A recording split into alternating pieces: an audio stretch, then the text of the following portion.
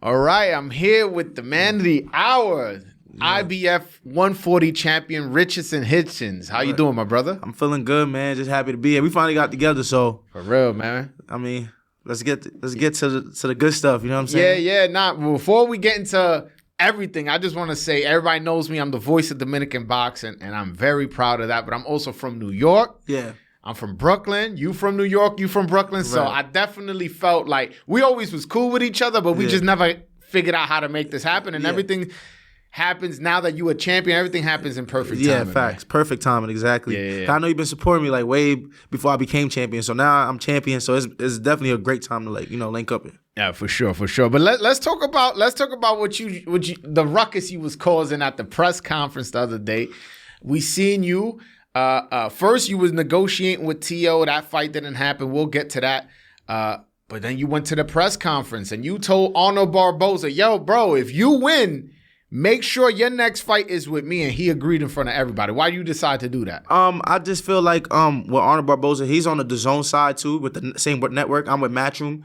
And I feel like with him, because I feel like he do have a chance to beat Teofimo, honestly. I think he's a live opponent. And I feel like, yo, why not let's just jump into a unification fight? You know what I'm saying? Like, I think he's older up in age. His record is already super built up. So I don't think if you got another champion that's willing to unify, why wait? Let's jump into a unification match. Especially with me, I'm not. I always been voicing my opinion on the IBF. I don't like the 10-pound rule. So it's kind of like a way to be at my best when I'm performing. So I'm trying to grab another belt so I can.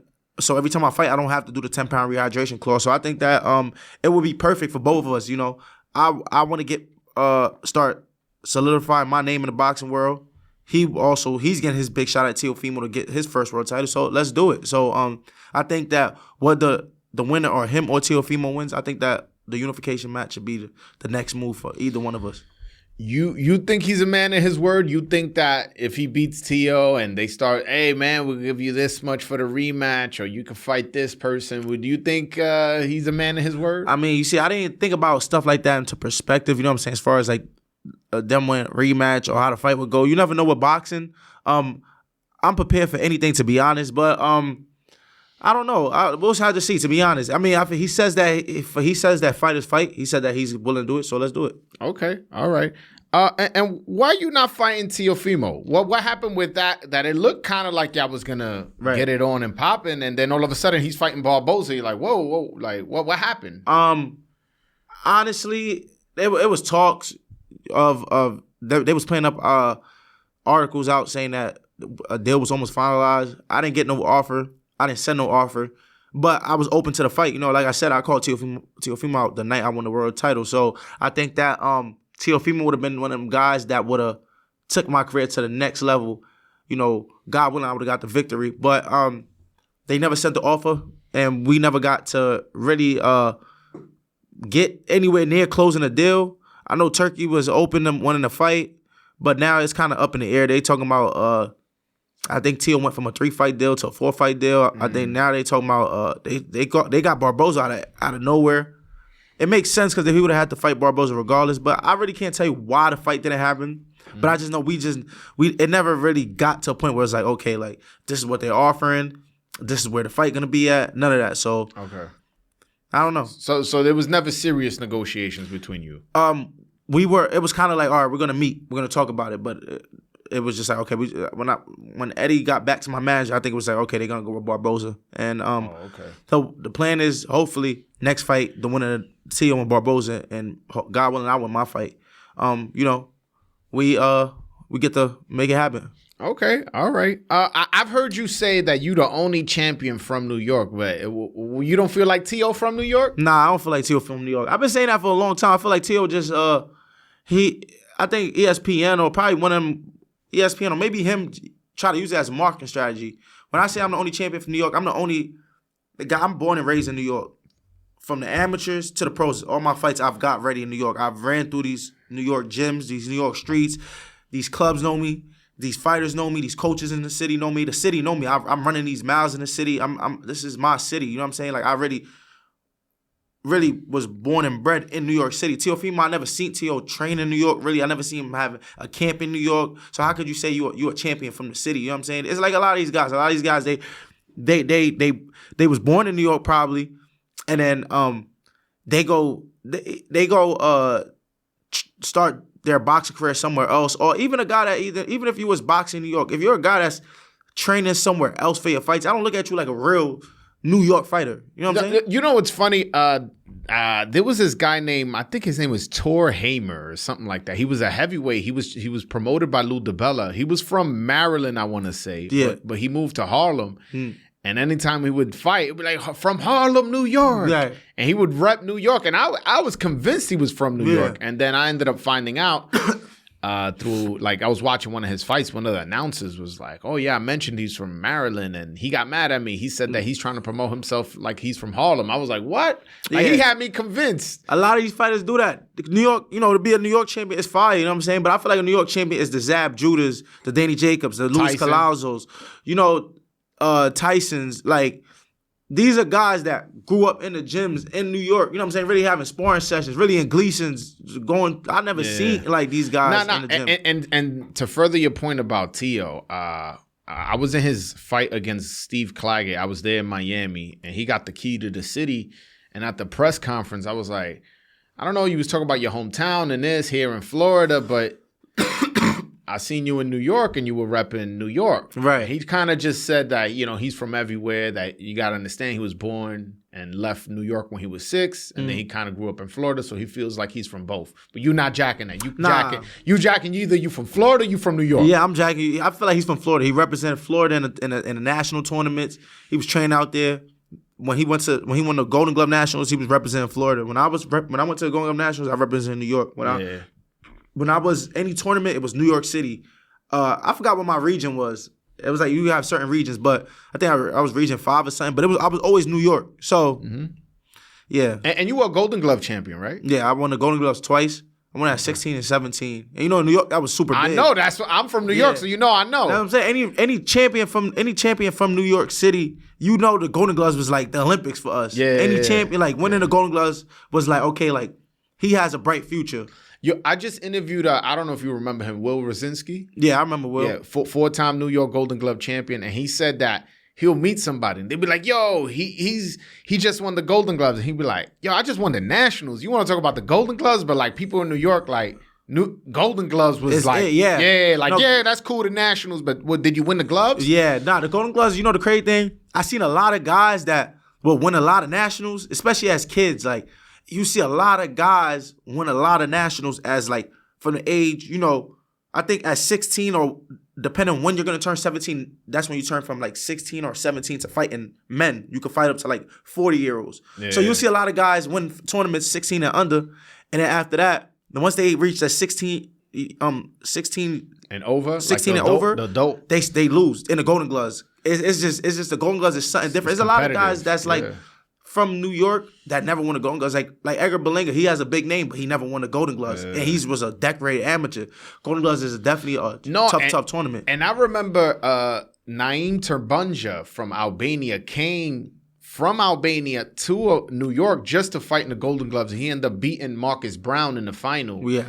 I remember that. I was like, so people from other countries are jacking like this. Right. I hate that we don't got the gloves anymore. Yeah, it was something so like historical. It was a real New York thing. Yeah. Like, and if you go to multiple fights, whether to fight or whether to support your mans, you're going to go through all the hoods in New York. Yeah. You're going to go to somewhere in the middle of the Bronx, somewhere, Queens, Bushwick, Harlem. You're going to go everywhere if you just go. It was such a New York tournament. It's a shame that we don't got it anymore. Yeah, that was one of my first major big accomplishments. For a fact, winning the New York Golden Gloves. And I got to do it twice. Well, speaking of major accomplishments, let's talk about last time I interviewed you. You had no belt. Yeah. And now, I don't know if you want to raise it for the camera. Now, next time we interviewing you, we doing it in person. We doing it with you as a champion, man. Talk to me about that, like that accomplishment. What did that feeling feel like? I'm not gonna lie, that was like a surreal feeling mentally getting ready for the fight. Cause I always imagine me fighting for the world title, like they would tell me months in advance, like your next fight is for the world title, this, that. Originally, I was supposed to fight Pedraza in Puerto Rico. I was supposed to fight Pedraza. I'm Jose Pedraza, and I'm training for Pedraza. My birthday is like September 26th. I fought December 7th, but I know I was supposed to fight. That was supposed to be me and Pedraza date. And I'm training, and my birthday. I'm partying. I'm having fun. I'm fucking off.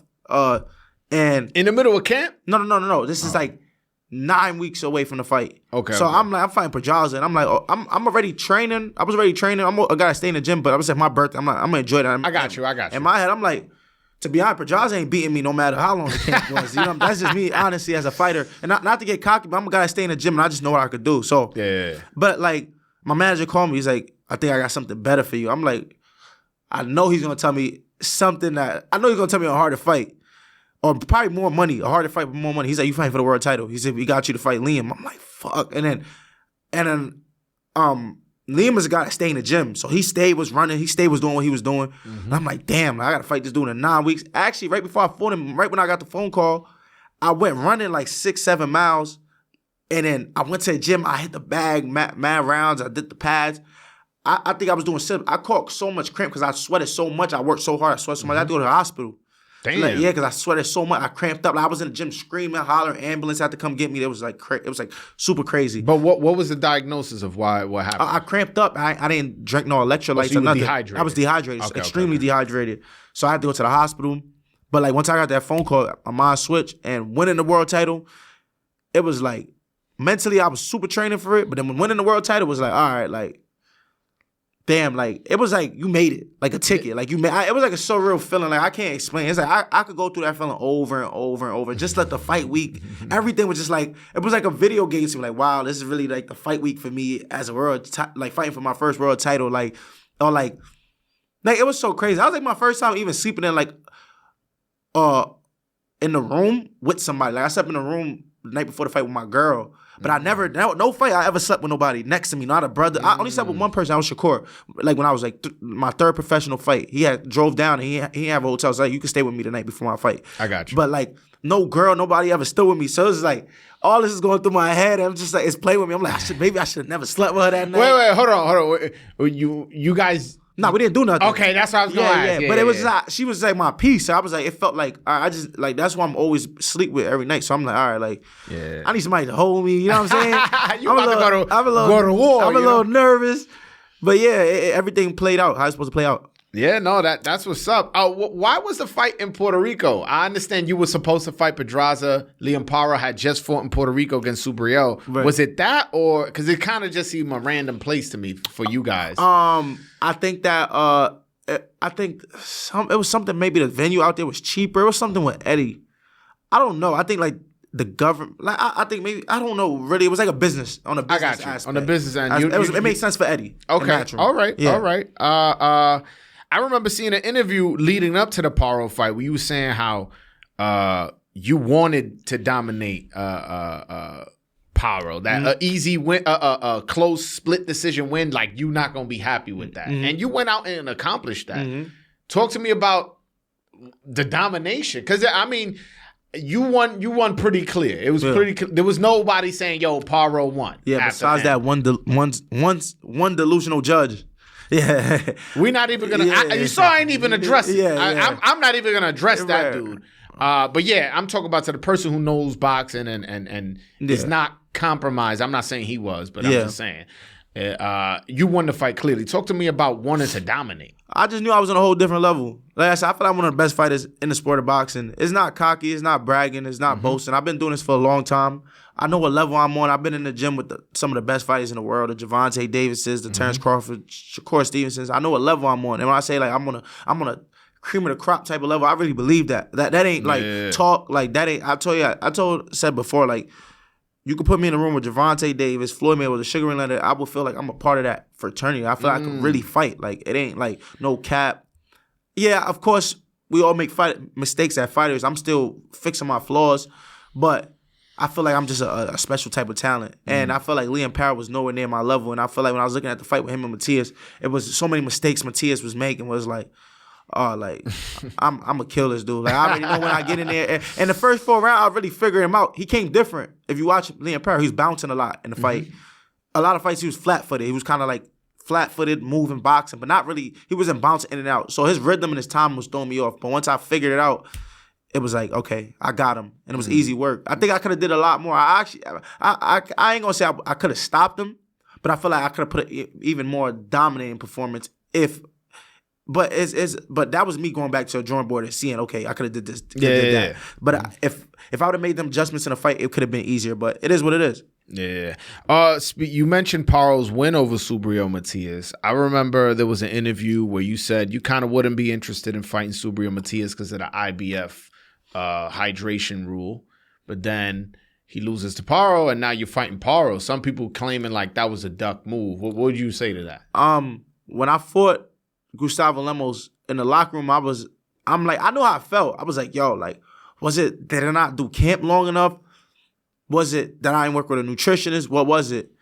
And I know Matias' style. He's a guy that's like, he's constantly coming forward, and he's a guy that's also saying like the IBF rule don't bother me. Like it's easy to do the IBF rule. Like I know he done said that. So me, I'm like, when I fought Lemos, I ate like breakfast or some shit. And I went up to like 156, boom, and I had to lose 6 pounds the day before the fight. So I'm like, if that's Matias in front of me, like that's signing up. That's putting myself like putting my back against a rope. So I'm like, nah, like I'm not. I'm like, if I was telling my manager, like, yo, like if we get the opportunity. Of course, I was gonna fight Matias. If they were saying, "Yo, this is the only chance for the world title," I was gonna fight him. I'm not gonna pass up a world title opportunity. You don't know when you're gonna get that again, especially in boxing nowadays. But like, it was a thought in my head was like, I know I'm number 1 for the WBC or number 2 for the WBC, so let's try to fight for that organization. Whereas like, I know I'm gonna be more comfortable. Then once he called me for the Liam Paro fight, like I said, Liam Paro's style is way different from Matias. He's not like a come forward like making a fight type of dude. And my manager was like, we're going to work with a nutritionist the whole camp. Like, we're going to work for a whole nutritionist. I'm going to get any of them, send you advance. You're going to have money to pay for these nutritionists to make sure that you're at your best. We can't pass up this opportunity. So I was like, oh, fuck it. Let me try it.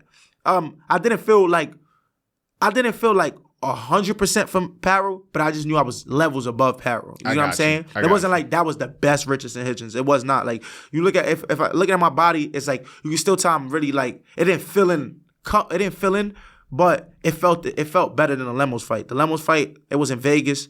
I weighed in at 10 in the morning. I had to be in the arena by 4 in the afternoon. Puerto Rico, I weighed in at like 9 in the morning. I had to be in the arena at 8 at night. So I had a lot more time to rehydrate and get back to myself. I got you. So, yeah, even now to this day, I still ain't comfortable with the IBF, to be honest. Like I said, these guys, and to like, before we get off this topic, you look at Ryan Garcia, you look at Devin Haney. These guys are at 135. These guys are already at 147. It was just at 135 like a year or 2 years ago. Yeah. They're already at 147. I've been at 140 for a little minute since the amateurs. I'm not saying I can't make 140, but you're a big 140. But I'm a big 140. You know,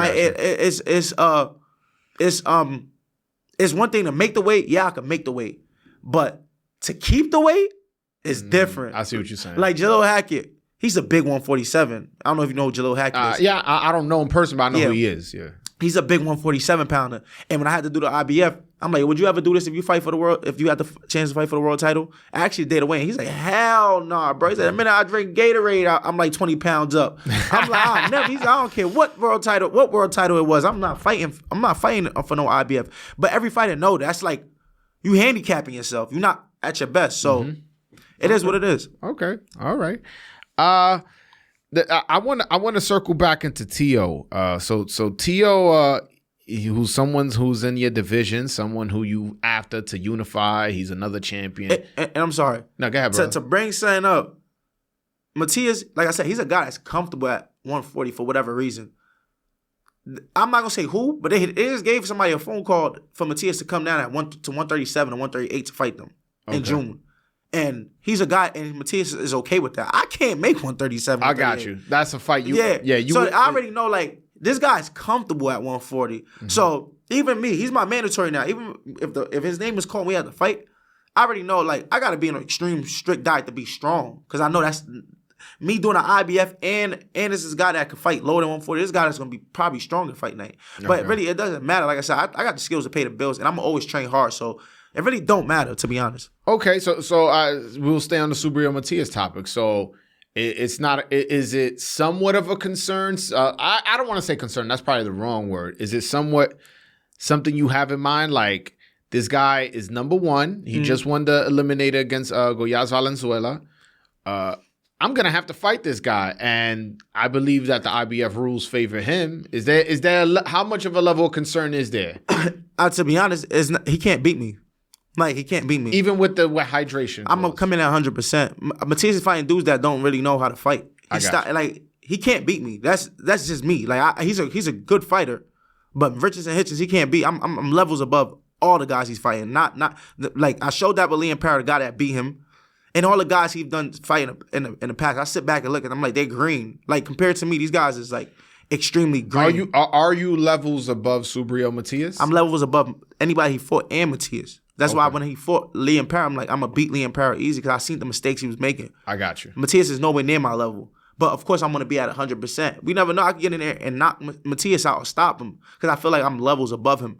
But being at 100%, I got to be at 100% Richardson Hitchins to be able to compete with a guy like that. You know what I'm saying? I got you. So, and you working with these nutritionists, and you feel like you have more of a game plan how to handle that. Of course. And hopefully I don't go out 140. I'll just turn champion. So there's a lot of opportunities. But to be honest, fighting Matias ain't the opportunity that's going to take my career to the next level. I mean, I'll say this. He is Puerto Rican. And you are from New York. Right. We know Puerto Ricans, they known for buying tickets and supporting their fighters. We a few blocks from Madison Square Garden. Right. I could see that being a good fight for you. Monetarily, get your name up. It means something. It has value. Get your name up how? As far as it being a big event in New York, maybe. It can it'll be a big event in New York. If the offer is right, of course, the money's right. I mean, he's my manager. We're gonna have to fight regardless if it comes to that. But I'm saying, as far as making more money, if it's that, of course, every fighter at this level is no longer about the belts. I already want a belt. Now, when you get to this level, it's about making sure you make money to lead the sport. Okay. But I feel like being a guy like Matias ain't gonna take my name to the next level where I go up to 147. Richardson Hitchins is a major player. I feel like being a guy like Teofimo, for sure. That's that has more name value. I'm not going to argue that. Beating a name like Barboza, if he beats Teo, that's like Richardson Hitchins is a unified champion. I got you. I go up automatically, I'm getting a world title shot. You know what I'm saying? So it's more to my career. Matias, if he was a champion, of course, it makes sense. If he was another champion, it would be like, I'll be like, if he's willing to fight right now, it's like, okay, let's make the fight happen. But as far as like, okay, all these things that's playing a part with it, it's like, okay, like, why would I be calling Matias out? This guy's not a champion.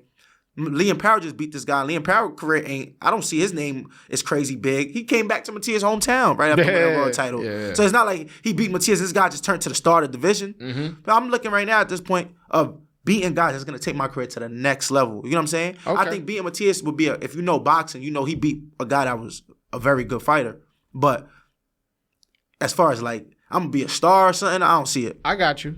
Well, like you mentioned, beating Teo will make you a star. And make the paycheck go a lot bigger. And he'll bring a bag if you fight him. Right. I want to address some comments he made. So everybody, I'm not necessarily proud of this, but it was on my interview where Teo made those comments where I asked him, who would you rather fight next? Because he was calling out Crawford, he was calling out Tank. I was like, which fight do you want more? And he said, whatever monkey wants the banana. Or whichever monkey wants the banana, excuse me. And a lot of people were offended about those comments, obviously. You someone who's of African descent, you know? How did you take those comments? I don't think it was cool at all. Because I feel like it went at first it went from he's calling black folks monkeys. He's saying it in a serious tone, in a serious, demeanor. Then it went from he's trolling with it, watching Keyshawn Davis press conference, eating a banana, thinking it's a joke. Then when he starts seeing people really get offended, it's like, oh, I love black people. Oh, Gervonta Davis calls himself a gorilla. So why can't I say monkey or banana? I grew up around black fighters. I fight like a black fighter. I'm this, I'm that. Because you see how the world is reacting to his shenanigans. I don't think it was cool at all. I don't really like to speak so much on stuff like that. Yeah. But he know what he was doing was not cool. And it's just like, that's whack. You know what I'm saying? Yo, and on Twitter, I saw you guys had a little back and forth, and he called you a charcoal stick or something like that. How do you take those comments? It's just like, the guy is just like, I mean, I really don't, like I said, I really don't want to speak about that. Okay. You know what I'm saying? That's fine. We can move on. Mm-hmm. We can move on. Let's talk about, again, how your professional career has developed. You started off with Mayweather, and it just seems like since you've left them, you've taken 20 steps, and it happened quick. I felt like it was like, boom, they were building you up with Montana Love, kind of that rivalry. Right. He ended up losing. That fight ended up not having value. Mm-hmm. They pivot, now to positioning you to fight for a world title, and then you win it. And It's like everything happened quick once you went with Eddie Hearn. Talk to me about the difference between Eddie Hearn as your promoter and Floyd Mayweather as your promoter. The main thing with Eddie and Floyd was the structure. Mm-hmm. You know what I'm saying? I wish I would have signed with Eddie like a long time, but I think Eddie, when I was already in a contract with Floyd, he just came into the U.S. and started signing U.S. fighters. But if I would have started with Eddie, I think my career, I would have been champion a long time ago. Maybe like by the age of 24, 25 years old. I think by the time I was fighting Zepeda, I think I would have been champion around them times. So I think the difference was structure. You know what I'm saying? The structure with Eddie. He's a guy where when you fight, I fight Zepeda, your next fight is going to be this, for this amount of money, at this place. And I know this months in advance. Where Mayweather Promotions was more, I got to keep calling. When is my next fight? When is my next fight? How much you think I'm going to get paid? Such and such. And it's like, they're throwing, Leonard Ellerby would throw me whatever number he want to throw me. Maybe 40,000. Yeah, 40,000. Yeah, probably 50,000. Bullshit. And it's like, I'm like, where's the structure? They start off my career, they got me to a certain point, where it's like, I got to appreciate them, you know what I'm saying? Because when they wanted me when nobody else was trying to give me an opportunity. Top Rank wasn't trying to give me an opportunity. I don't think I really reached out to Golden Boy, but they were the first one to welcome me with open hands and give me an opportunity, get me on TV, get me on Showbox. And it was a time where they was doing wonderful in my carear. Mm-hmm. Around the time I was fighting Kevin Johnson and Nick DeLamba, I was back-to-back fighting. But I think once COVID happened and once I beat Argenis Mendez, my career kind of went on a downgrade. I still a few years later end up champion. Mm-hmm. My career is where it's supposed to be at. I'm catching back up. So God, you can't stop God playing. You know what I'm saying? Okay. Yeah. We'll stay on Tank only because he just fought. So I kind of feel like it's relevant to speak about. What'd you think of his fight with Lamont Roach? It was a draw. Many people felt that should have been a knockdown. Many people felt Lamont Roach, even without counting the knockdown. What was your opinion on that? I'm a realist, to be honest. I feel like the fight was a draw. I watched it over and over and over. I think the only if I can't score the first round of the fight. The first round was the only fight that will separate the fight from me. I gave it a 10-10 round, a 10-10 scorecard, because they both only landed body shots. Literally on paper, they both only landed body shots. But the knockdown, I don't think the knockdown should have been counted. It could have been counted. You could debate it could have been counted, could have not been counted, but it wasn't counted, so we can't count that. Without that, I think it was a draw when I watch it over and over. I think that Lamont had good moments, but I think Lamont had stronger moments than Tank, but I felt like it still was a draw. Okay. Oh, but like one thing I found weird was like this wasn't supposed to be a close fight. This was supposed to be a knockout. This was supposed to be easy fight. People were complaining, Tank moving somebody up for 130, this, that, and the third. And he's having a draw on your scorecard, another fellow world champion scorecard. He's having a draw with Lamont Roach where people weren't necessarily feeling like he was to that level. Did you know it was going to be like that? Why was the draw a result? I'm a guy that I know boxing, and boxing is like a sport where you realize a lot of people that's watching it, a lot of people that's in it don't know about the sport. Lamont, I'm not gonna lie, I had mixed emotions about leading up to the fight. I feel mixed emotions where it's like, I'm like, Tank on a whole different level. He's gonna beat Lamont. Lamont never been on that stage. Tank gonna knock him out. Is right, because seeing is believing, and I've seen Tank do it over and over. Mm-hmm. But a part of me was like, nah, hold up.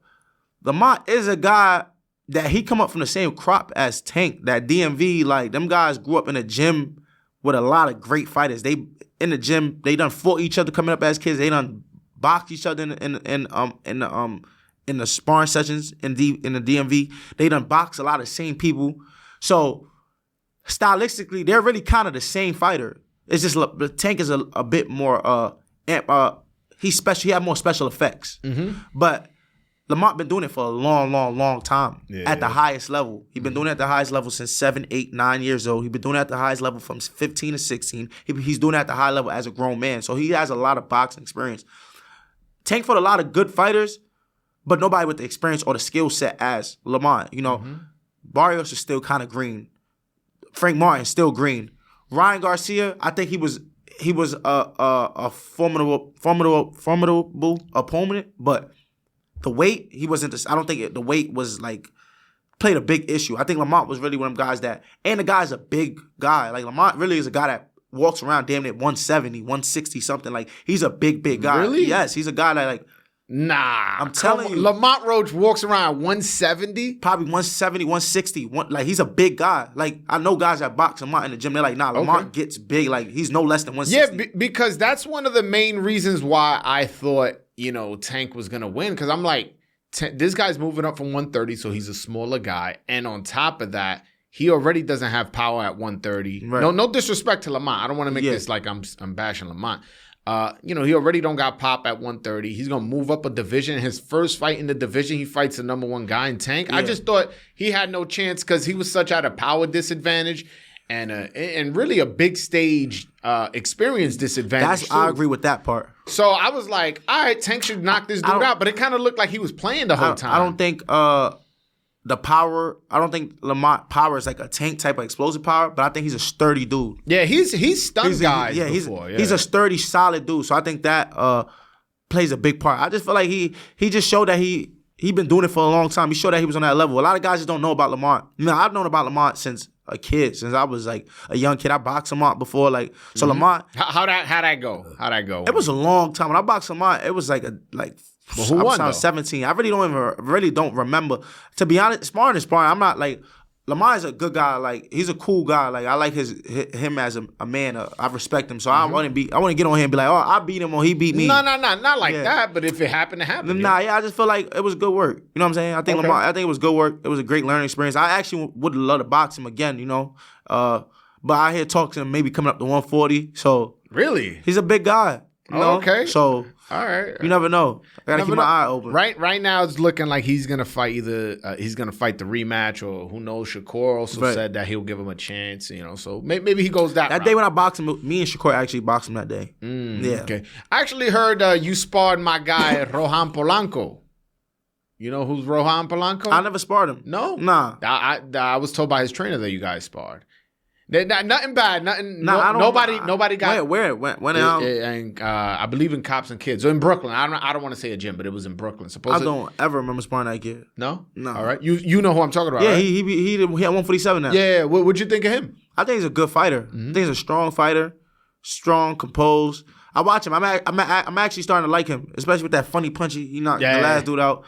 Yeah, I think he's a good fighter. Okay, good. I want to get into some questions that the fans had asked for. So I want to give a shout out to my man Larry, who asks, why the switch from Sosa to Lenny Wilson? Why that trainer switch? Sosa was a guy that started me off, and at the time he had a lot of fighters. You know what I'm saying? He had a lot of fighters. A lot of guys wanted to train with Sosa when I was training with Sosa, but I always felt like when I looked at all the great fighters, all they trainers really had most of their attention on that fighter. And I've always felt like if I'm going to be a Floyd Mayweather type of talent or get to this type of level, I need a guy like attention I need to be their main priority. And when Sosa having B-Hop, me, Nikita, Rashad, Shushu, this guy, Sosa had so many fighters. And it was like, I'll never get to a level I want to get to with so many guys. You know, how many rounds of pads you could get me in the gym? You can't give me 10, 12 rounds of pads when there's all these guys waiting for pad work. And how long could you sit down and watch me in a bag? So when he came into my life, I think I was 15, 16, but he took me upon like a son. Like he was he'll have work, he'll have work at 5, 6 in the morning, and I'll be training for the Golden Gloves, and he'll be in the gym with me till like 12 at night. He'll be like, all right, like I get out of work at 7. I'm pick you up around 8. We're gonna go to the boxing gym. We'll be in the boxing gym till 12, 1 o'clock in the morning, just so I can win the Golden Gloves. And then he'll go to work. Go to work 5, 6, 7. So I was I'm like, nah, like this guy's really invested, and even training like. If I'm going away, like to like say one time I was supposed to spar Sergey Lipnets, I was supposed to be a sparring partner when I was coming up. He would take off of work, like not get paid for me. Now I had no money at that time. He would take off of work. I'm coming to Cali with you, like to watch. Like he was really invested in my boxing career. Like I was his like prodigy, his project. Like he was really like, all right, I'm gonna take.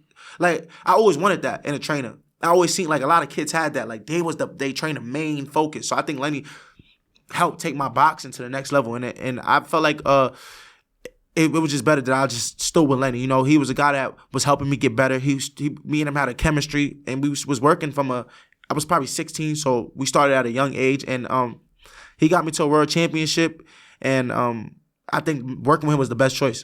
How was that conversation with Sosa? Was it smooth? Was it a little rocky? I to be honest, I really wasn't too much conversation when I left. It was just like, ain't no we like you not working with me as much, or you not giving me the attention I want. Is I'm gonna just stay over here. Like I ain't pulling up to the gym that much. Like it is what it is. I really wasn't feeling it, because I feel like it's like at that time it was like how can I say, like it was more like you care for yourself more than me. You know what I'm saying? Like you want to be, you this great trainer. Of course, Sosa's a great trainer, but it's more like he's a guy that's like, you focus on you becoming a great trainer and training all these guys. And it's like, if you really love a fighter or want a fighter to get to this certain point, you're gonna work with this fighter solely. You're gonna be like, yo, I'm gonna have to make this sacrifice. Like, this is the guy. I gotta make this sacrifice. And I feel like it was unfair because Sosa started us all from a young age. So how could he leave all his other guys to train with me? Well, Lenny was willing to make that sacrifice. Like, yeah, I can help you guys out, but Richardson, like, this is my number one guy. Like, and it was like, that's where I wanted to be at. And how's your relationship with Sosa now? Nah, we in great like great spirits. You know what I'm saying? Like me and Sosa, we still speak. So you can call him right now, it won't be a problem. Nah, it's no problem to see Sosa. We still talk. You know, I done had like talks like with Lenny, like telling like maybe one day me and Sosa, I would bring Sosa back, you know, to work with me for a fight. You know, you never know, just to like pay homage. Like, you know, you don't want to help start my boxing career off. Okay. You know, share this moment with me. You know what I'm saying? Oh, dope. That's dope. Yeah. That's dope. All right, I got another question from another fan. His name is Peter. Shout out to Peter. He says, you from New York. I know you got a favorite Dominican restaurant. What's your favorite Dominican restaurant? To be honest, he trying to make weight. Y'all asking him about Dominican food. I used to go to some restaurant in Dykeman called Made in Mexico. Okay. Yeah, I don't know if it's Dominican, but it was Spanish. It was called Made in Mexico, but I think it's Dominican. It's called Made in Mexico. It's probably Mexican. Nah, it's not Mexican. No. Nah. It's like a lot of Dominicans and stuff in there. It's not Mexican. Really? Yeah. Okay, that's it's in Dykeman. I used to go there all the time. But like, I don't know. I love Dominican food though. Because a lot of like girls coming up, his name was Dominican. They put me on a lot of stuff. Yeah. All right. I got another question from Larry. He goes, you are a Haitian Olympian. He wants to know 2 questions. Have you ever been to Haiti? And what are your thoughts on the president getting assassinated? I've been to Haiti once when I was 6, and the president getting assassinated it's trenchy in Haiti. It's crazy. So yeah, you know, it's like, it's not like how it was when I was younger. It got a lot worse, and I think it's like I know they judge countries by like zone 1, zone 2, zone 3 danger. I think that's like the most dangerous. Like, it's in a zone where it's like one of the most dangerous countries to go right now. Damn. Like, U.S. can't even help you if you out there. Like, really? Yeah, like they can't help you. Like, you know, at certain places you go, you get into some shit. Go to like the embassy. Yeah, or something? Nah. You can't. There's no help. Like, wow. So yeah. Man, that's crazy. All right. I have another question from Peter, who says, you got the key to the city of Union City. Why did that happen? They just wanted to show appreciation. You know, I live in Jersey too, so they just wanted to show appreciation. Just give me the key to the city, and it was an honor to take the. They gave it to me. It was an honor to get the key to the city, and so I'm never gonna say no. You have connections to Union City at all? Yeah. You know, okay. So it was dope. I liked it. All right, that's dope. That's dope. Yo, you spoke, and now this is me. No, forget the fans question. Yeah. You spoke about wanting to unify. Is Undisputed a goal for you, or what's a goal for you necessary? I really don't care about Undisputed. No, nah. To be honest, I really don't care about Undisputed. I'm with it, but it has to be back to back to back. Like I don't see myself being at 147 for like at 140. You mean 140 for too long? To where it's like, I mean, we never know. I don't feel like I'm a big one. I don't feel like I feel like I would be a small 147, but I'm a big 140, if that makes sense. I got you. So, well, the reason I bring that up is because, Barboza, to his credit, he said if he wins, he will give you a unification opportunity. Tio and you have had discussions about fighting. It never went nowhere, but you guys have had discussions. So it's possible that in your next fight or two, you could be unified. Right. Puello and Gary Antoine Russell have fought before. They're going to do the rematch, It's looking like it's going to do a rematch. I asked Gary Russell Jr., the trainer of Gary Antoine Russell and brother. He said that's the number one fight they want. They want the rematch. It's a unification. It makes sense. They both on the same timeline. They fought on the same card. No excuses. So the winner of that fight, I'll predict Puello, but the winner of that fight could also be unified. Now, if your next fight is for unification, his next fight, Puello's next, there's only one more fight after that. Yeah, if it plays out like that, of course, automatically. And right, so there's two storylines. No matter who wins, let's say you get past Tio, because I'm predicting Tio's gonna win, but Barboza definitely has a chance. Let's say Tio wins, you beat him, now you unify.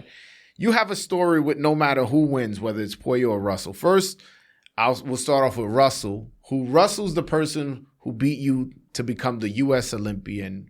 And then you met him up in the Olympics, and he was the one who beat you in the Olympics. So if you guys are now fighting for an undisputed championship, you ever thought about like the opportunity, the storyline, the feeling you would get inside for that? I always knew that it would end up like that. I always knew like me and Russell would fight at the highest level. Okay. Always knew it. 'Cause I already knew what type of talent he is coming up. I already know what type of talent I am. I'm like, we're going to...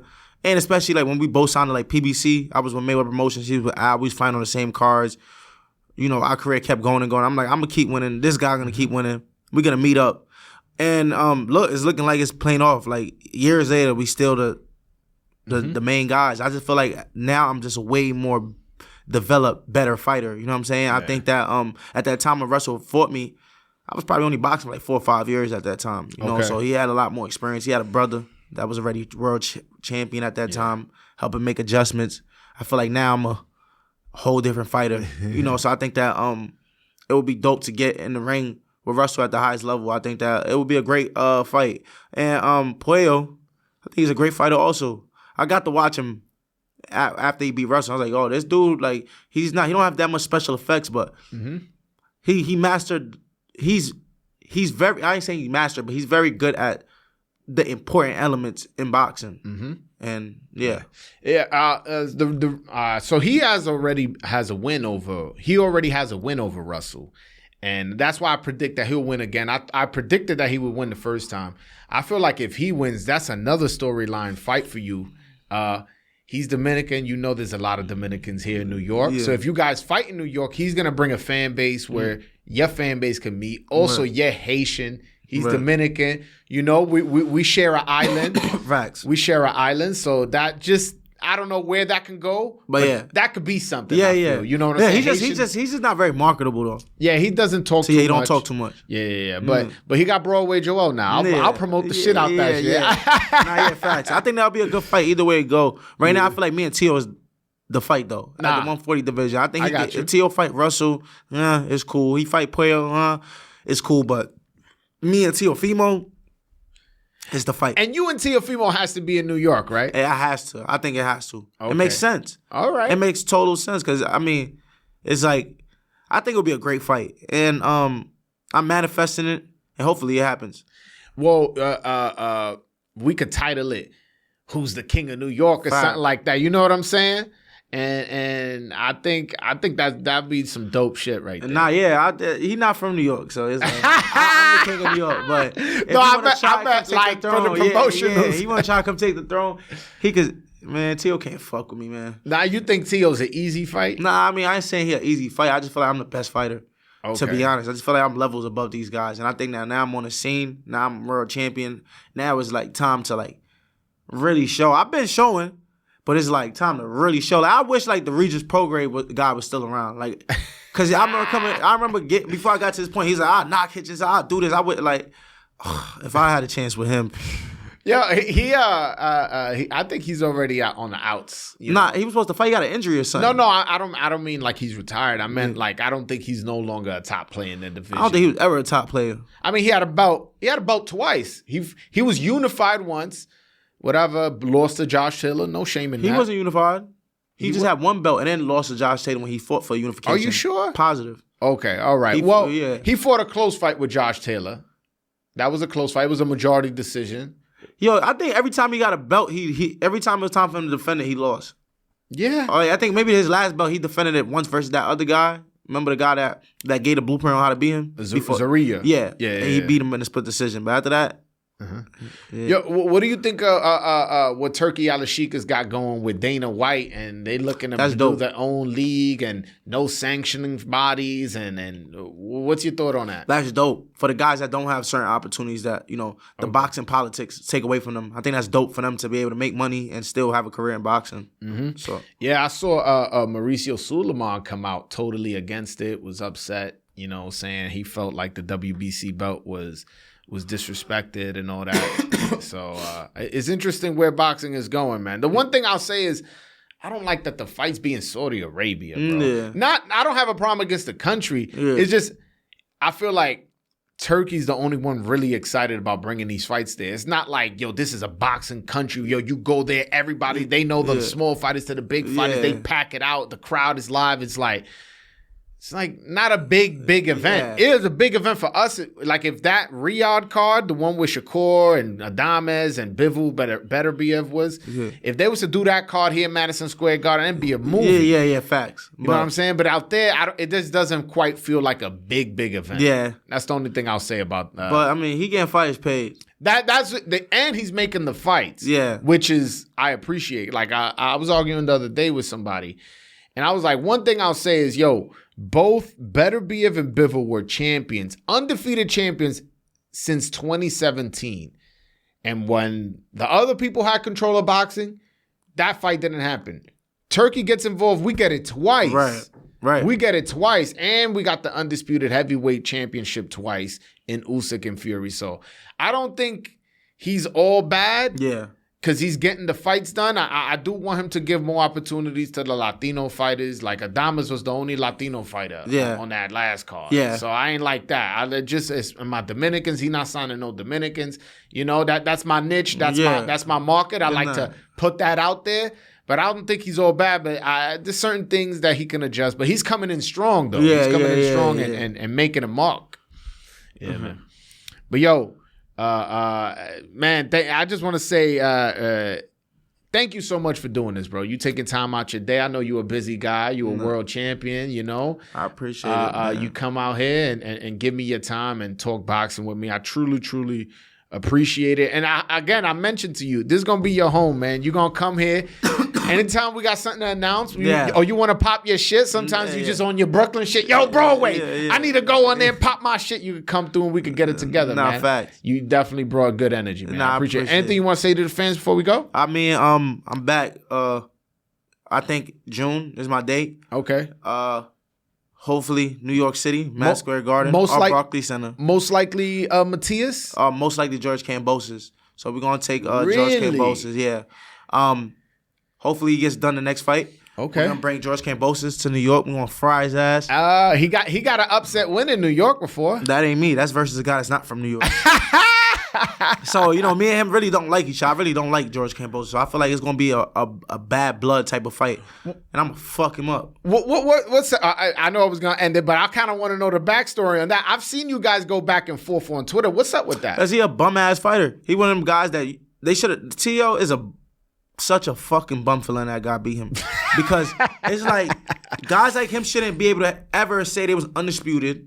Guys like him shouldn't never made the money they made in the sport because they're trash. But he's a guy, he when his name was called, he had his opportunity, he beat the guy, that was the guy. And After that, he turned into every top guy punching bag. So I was just calling what it was. I just said Devin Haney ain't never fight nobody. He fought Regis, was a bum. He fought George Kambosos. We all know he's a bum. And he got on Twitter. He was like, "Oh, Hitchins, you broke. You da-da-da. You'll never be champion. You never make as much money as me." It's like now when I finally get my hands on him, it's gonna be like, oh my God, like I can't wait to show him like you're really a bum. Like I got you. Another person that I forgot to mention was Keyshawn Davis. You guys at one point, this was a minute ago, but I still want to just clarify what happened behind the scenes. It kind of looked like y'all was beefing, you and Keyshawn. Y'all smoothed that over? I mean, listen, I ain't got no beef with nobody that ain't in my weight class, ain't my weight. So I guess because me and Shakur was going through it, so you know he probably wanted, you know, I really don't, that shit is like water under the bridge. I don't really even, I'm happy that we all, you know, to be honest, right now, this is a dope time. Like, all of us came up together. You know, me, Shakur, Keyshawn, Boots, Russell, we're all champions. We're all at the top of our game, of our sport. I'm just happy we all black young fighters. And I'm not here to knock no other young kid or I'm a young guy. I don't want to, it's not cool. Like, his brother, I see his brother be calling me out and shit on the internet, but it makes sense. He's my weight class. His brother know the type of fighter I am, you know. Okay. And even his brother, as much shit that he be talking online, like Hitchins is too small, I'll beat him up.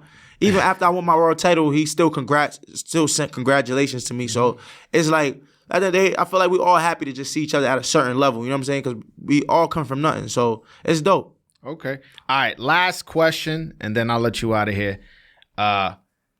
Tank versus Shakur is a fight that people have been talking about, and you cool with both. You actually, Tank is your man, Shakur is your man. Yeah. I want to ask you two questions. First, who wins the fight? Second, who you rooting for? At first, who win the fight, I really don't know.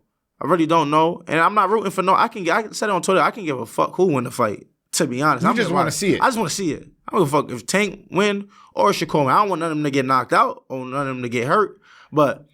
Of course, as far as like who's gonna win the fight or if I care who win the fight, I don't know and I really don't care. Like I got my own shit going on.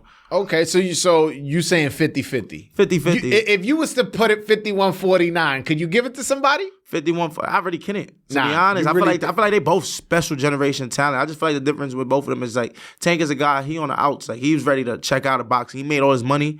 Mentally, I think mentally he's a competitor, but I don't think mentally he really cared for the sport as much as like Shakur cared for it. Shakur still trying to achieve like the shit Tank trying to achieve as far as pay-per-view and making the money that Tank made. So I just feel like Shakur might be a little bit more hungrier, maybe. I don't know, but they both great fighters. Okay, all right. Yo, Africa, my brother, thank you so much. Thank you. I appreciate it, man. All right.